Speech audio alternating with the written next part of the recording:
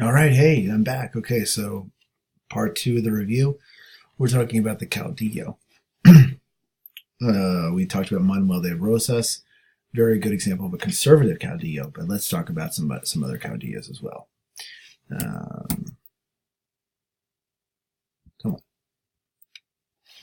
on. Oh, sorry, guys.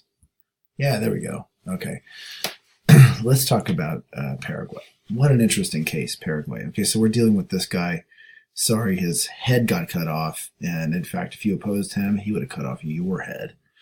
And that's Jose Gaspar Rodriguez de Francia, and he is otherwise known as El Supremo, and I guess you can guess what that means.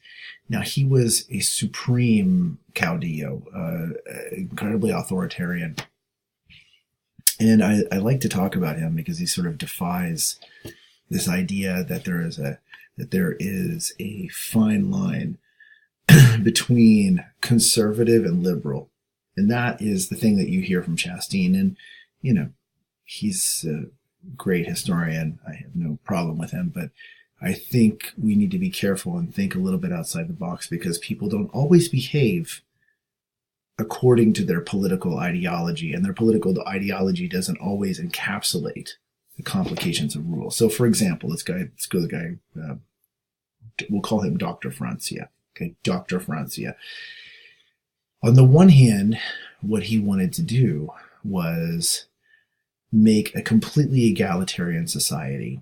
So in that sense, he sounds like a liberal because he wanted to eliminate all divisions within society. For example, a couple interesting examples that I discussed in class. He forbade the marriage of peninsular Spanish people to other peninsular Spanish people. He said that they must, by law, marry mestizos, or the time mulattoes, so mixed European and African descendancy. He oversaw all the marriages in Paraguay. He closed off Paraguay's borders. He was an avid reader of Rousseau and the social contract. He believed in the social contract that that the government should provide for its people, and yet he was a brutal ruler. So very interesting, some of these things that you can just read about him. I mean, when foreigners would come through, he wanted to close off Paraguay. He would jail them, and he jailed all of his opponents. The Pope was really concerned about his power over the church, and so the Pope threatened to excommunicate him. And he said, if you read very carefully those letters I assigned you, he said at one point, he said, the Pope is going to excommunicate me. The Pope should come to Paraguay, and I will excommunicate him. Yeah, he had a lot of braggadocio. Even his legend.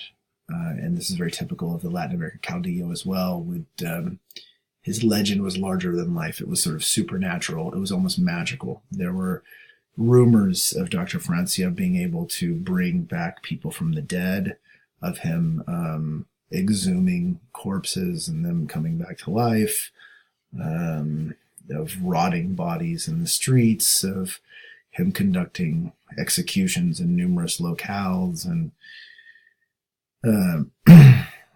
he did have a documented record of brutally suppressing people who opposed him.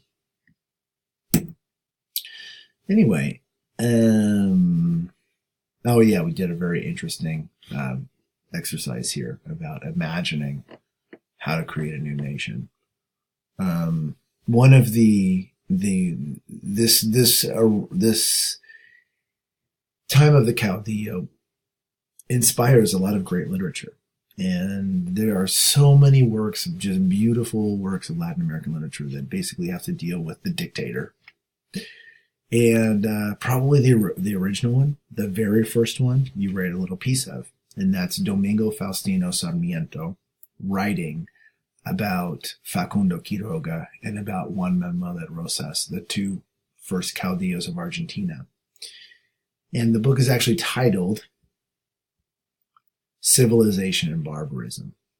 Okay, so really interesting because it's on the one hand it's a biography, It's also a work of history, but it's also kind of a novel. You get flights of fancy of this man here, the quintessential liberal right here, Domingo Faustino Sarmiento.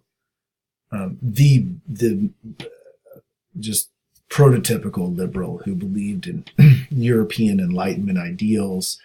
Latin America was a backwards, barbarous place. It needed to bring in French and American and British education systems and ways of doing business to clean up what he thought was accursed. In fact, he did say accursed land. And part of what he believed was that the land itself was cursed because of this vast amount of land that was not tamed. The gaucho who roamed the pampas here, as you can see the pampas here, was untamed by barbed wire. Barbed wire was not invented until halfway through the 19th century, and so there was no keeping them on certain plots of land. They defied the logic of private property. So to a lot of people, they were heroes, and to a lot of people, they were outlaws. Sarmiento thought they were outlaws. Anyway, this land embodied the dichotomy of civilization and barbarism. Here on the Pampas, out here where you can see here this grazing, this vast land that has no limits, where people, the gauchos, who are mainly mestizos, products of generations and generations of native Argentines and European and African too. Don't forget that. African presence erased from Argentina's history. It was there. It has been there. It is still there. Yes, so that is where the barbarism side of things were, and the civilization side was the city. That was him. His beliefs were not just, they didn't just go into a book and allow people to think and have little salons and discuss them. They were pivotal. They resulted in actual policies. Sarmiento became president. He was also Secretary of Education for a while. He brought in a lot of well-bred, quote-unquote, ladies from Boston to start the school system in Argentina. His follower, Juan Alberti, was the one who created the slogan, Gobernar es poblar. To govern is to populate. So bringing in the waves of European immigrants to populate the unpopulated expanses of the Argentine plains.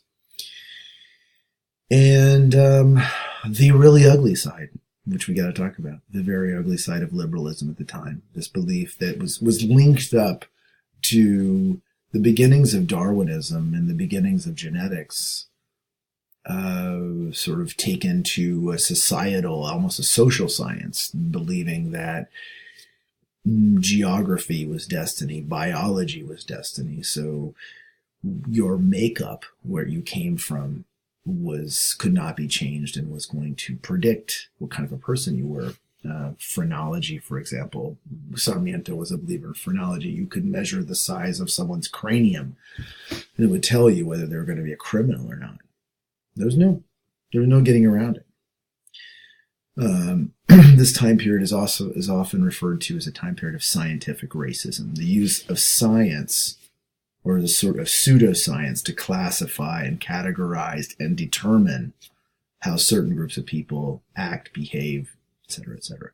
Now we know that's all a social construction, and that certain groups of people, even within what we consider a race, have more biological and genetic differences within that very race than they do with another race. So anyway, don't worry about it.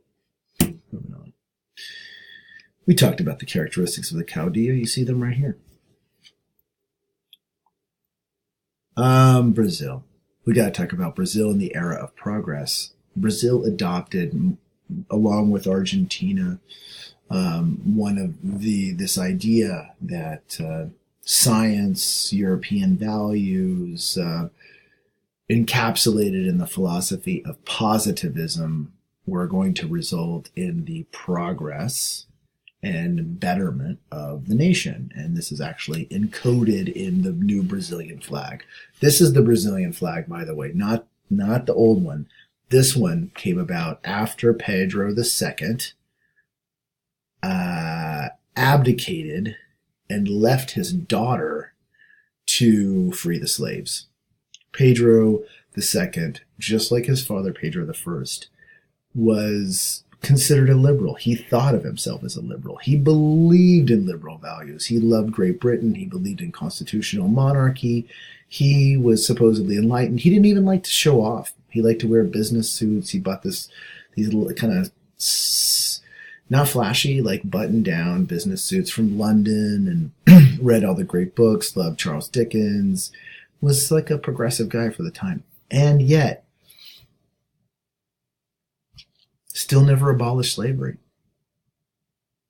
Why not? Well, he thought probably, I'm kind of putting myself in the mind of Pedro II, probably looked at the republic to the north, the United States. What was going on in the United States this time? That's right, the Civil War. Bloodiest conflict in American history, pitted the slave states against the free states. Pedro probably looked at that and said, that's not something I want. Yeah. Tragic, right? Okay, moving on.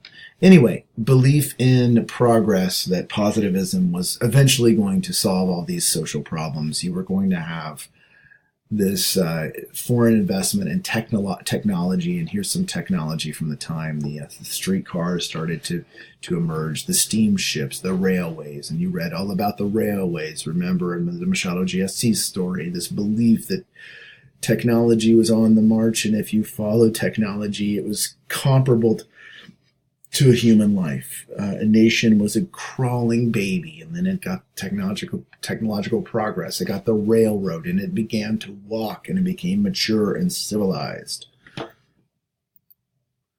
But positivism had its downside. This is a positivist temple, an actual temple, and it says, "O amor por principio y a orden por base, y el progreso por fin." Love for the principles, the base of everything should be order, and progress is the end goal. And yet, look at it, it's boarded up. It was a kind of, what went wrong with positivism? Well, let's talk about it. Well, for one thing, you can think about just the disconnect between the belief system and what actually happened on the ground. The social inequalities, the corruption, the neo-colonial orders, the persistence of all kinds of social inequalities that you can't just impose that cannot be fixed by saying we're going to get better, right? Let's move on pretty quickly. Okay, we got Machado GSC's, and I'm not going to go over that too much. I hope you read the story. The story is a delightful story of a guy who's the kind of quintessential positivist, liberal, believing Brazil is going to march and progress, and turns out the whole guy's campaign in terms of a politician is based on plagiarism. He completely stole his ideas from the narrator. So I think it's kind of a pretty behind the scenes kind of a strong critique of the fact that you're just imitating, right? You're not really coming up with these ideas yourself. You're just imitating Europe. Okay, so that's some of that stuff. And then we have... we talked about nationalism. Some of the big picture things I want to make sure you have in mind around this time period is remember this, the scheme between what liberals and conservatives believed and how sometimes they didn't quite correspond to reality, or that liberals acted like conservatives and conservatives acted like liberals. So a guy like Dr. Francia acted in a lot of ways like a conservative in terms of the sort of rigidity and repression that you associate with 19th century conservatism, and yet he was, ideologically speaking, a liberal. Doesn't make much sense. Okay, Um,